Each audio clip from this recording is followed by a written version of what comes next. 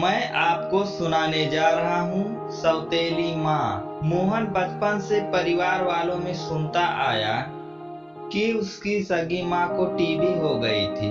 उस समय टीबी पूर्णतः ठीक होना मुश्किल था, अतः पापा ने इलाज तथा सेवा करने में कोई कमी नहीं छोड़ी। मम्मी के मामले में दादी पर भी विश्वास नहीं किया।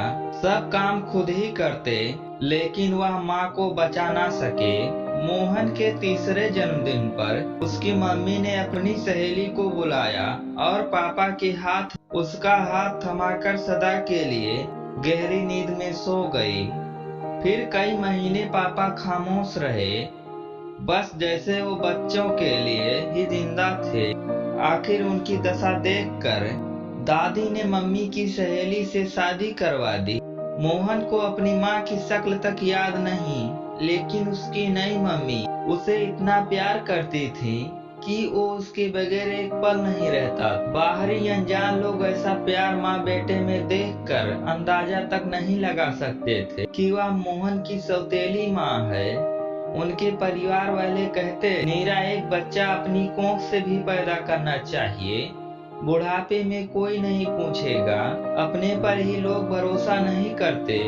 तुम हो कि इन बच्चों के पीछे पागल हो।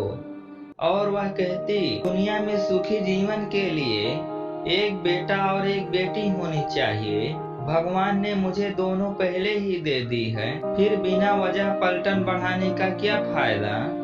मोहन अब 21 साल से ऊपर हो चुका था। एक रोज उसके पापा की ब्रेन हेमरेज से मृत्यु हो गई। उन्हें अंतिम संस्कार के लिए गांव लाया गया।